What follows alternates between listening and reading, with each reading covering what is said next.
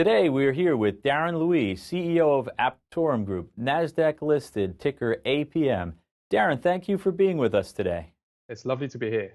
Aptorum Group is a clinical stage pharmaceutical company dedicated to developing and commercializing novel therapeutics to tackle unmet medical needs. Let's start with an overview of your pipeline, Darren. Sure. So Aptorum Group, we're a clinical stage biopharmaceutical company. We have four key assets that the main driver in our pipeline right now. Firstly, it's the ALS-4, which is a small molecule drug targeting MRSA, which we're shortly entering into what we call a phase 2A clinical trials that's subject to the FDA's clearance of the IND package. Our second asset is our SACT-1, which is a repurposed small molecule born out of our own discovery unit called the SMART-ACT. It's targeting neuroblastoma, and we are shortly also entering into phase 1b/2a clinical trial, subject to, again, shortly the clearance of our clinical trial design by the US FDA. Our third asset is our PathDX liquid biopsy technology, which is a cutting-edge technology using next-generation sequencing as an approach to diagnose unknown and unbiased infectious diseases currently affecting patient using their blood sample. As you may well know, liquid biopsy is a very hot area right now and provides a very deep sequencing analysis on a genetic level in identifying accurately the type of infectious disease in our technology that is currently affecting the patients. We're currently in clinical validation with that technology, and we'll be able to target commercialization over the course of next year. And lastly, our fourth asset is our Native as well, a women's health nutraceutical, which is currently in commercialization. We started in Q4 2022 over in Asia, and we're currently actively expanding into the other major continents as well. Aptorum is currently commercializing its Nativus Well women's health nutraceutical product. What are the plans and current status to commercialize this product? Sure. So it's a very exciting product. It's one of our first product to be commercialized in our pipeline. We worked on this asset for quite a number of years, developing our own proprietary formulation for this very novel nutraceutical product targeting women's menopause and peripausal and premenopausal cycles. As you can appreciate, the women's menopause market is extremely significant in the multi-billion-dollar industry a year. And we've since announced our first commercialization jurisdiction last September. It was in Hong Kong, where we first started to commercialize and distribute this product. And actually, we're now ready to commercialize in the Chinese markets as well under a very large e-commerce platform called the JD.com platform to allow us to penetrate into what is a significant market size in China, which has significant demand for this type of women's health nutraceutical product targeting women's age between 45 and 65 years old. We're now also actively working on delivering this product to be commercializable in the United States and Europe starting in Q2 this year, 2023. Working with relevant partners there. We're targeting major platforms such as Amazon, for example, where we'll be looking to actively distribute this product in the United States. Currently, we're targeting for Q2 2023. So we're very excited by this product, and we believe there's a significant demand in improving women's health and also alleviate some of the side effects associated with menopause, which is obviously a significant issue for women reaching the menopausal age. Darren, AI seems to be in all the news lately.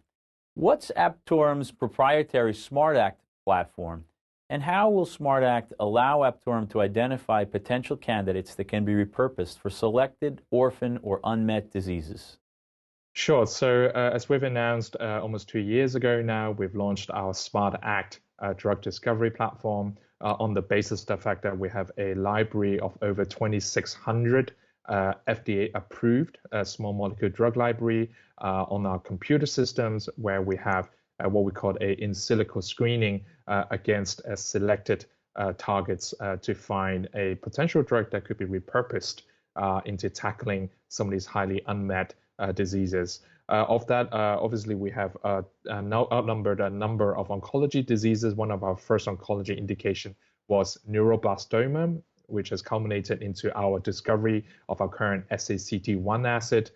It was out of a FDA-approved drug library where we were able to identify a small molecule drug that was previously approved for treatment of HIV to now be repurposed, targeting a very hard to treat pediatric cancer disease called neuroblastoma, effectively cancer on the nerve tissue of children primarily. It has a 40% survival rate. At the moment, it's a disease that's highly regarded and highly focused by the US FDA. And so as a result that since last year, we've completed our first phase 1 study for this SACT-1 molecule, again, with huge amount of support from the US FDA. We have just completed what we call our pre-IND discussion with the FDA, and we're shortly to be submitting our clinical trial design, which is a phase 1b/2a neuroblastoma patient clinical trial design to be conducted on our SACT-1 drug. So we hopefully will be able to update the market very shortly on the status of this, and we're very excited to be able to start testing the drug on neuroblastoma patients starting in Q2 2023 onwards, and be able to get that data, proof of concept data, out to the market as soon as we can. In January, Aptorum announced the publication of yet another paper co-authored by a member of your team on Aptorum's PATHS DX technology. Tell us more about this liquid biopsy-driven rapid pathogen molecular diagnostics technology and its importance to Aptorum. Sure. So since the COVID days, many patients around the world have been infected by what they call fever of unknown origin, and also affecting many patients who are suffering from sepsis, that is infection of the blood, as well as much larger population, 3% on average of the population that is suffering from what we call immunocompromised, affecting their body, basically a low immune system. So a huge significant market, and at the moment, the existing technology is highly inadequate, namely things like blood culture and PCR testing, which are both confined to very specific known set of bacteria or virus, and very difficult to scale up, although quite cheap, but actually very inaccurate if you actually talk to the clinician world.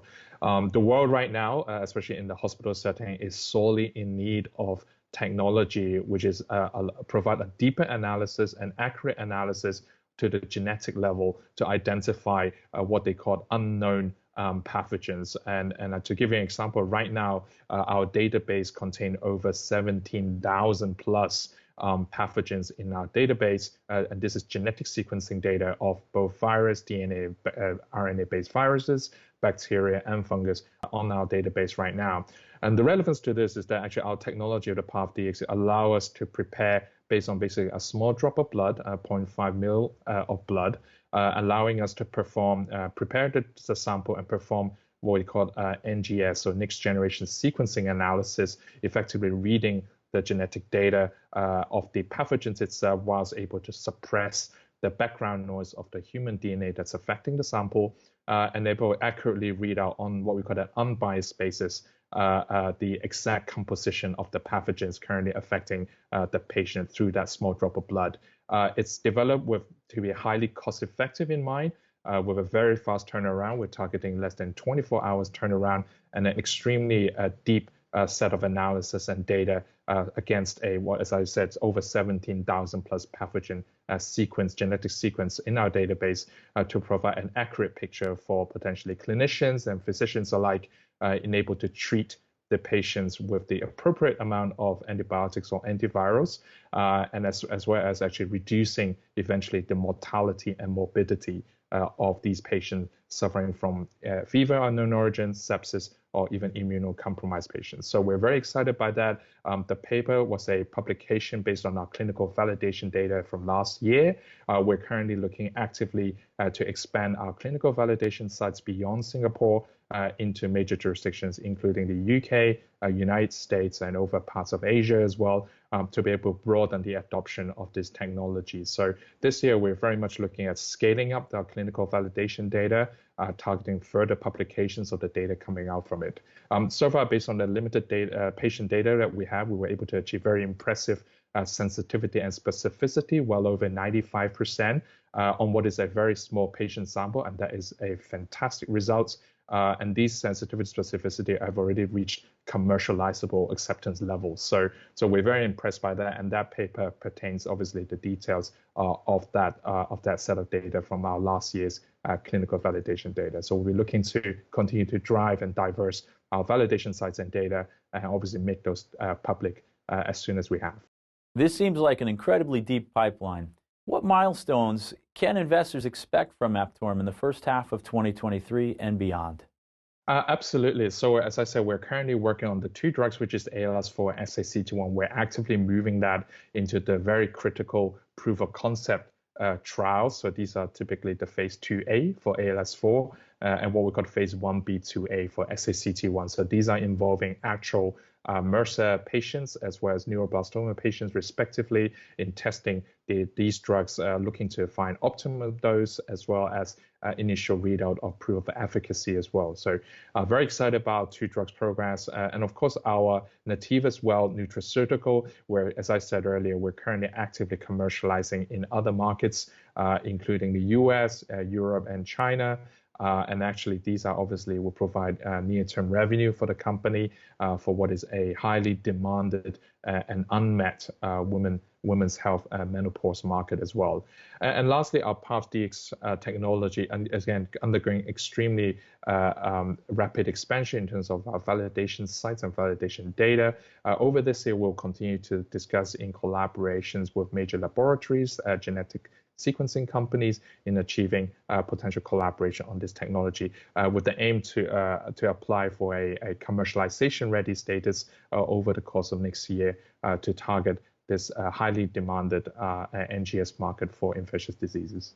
Darren, congratulations on all the progress you've made and the recent commercialization of your product in women's health.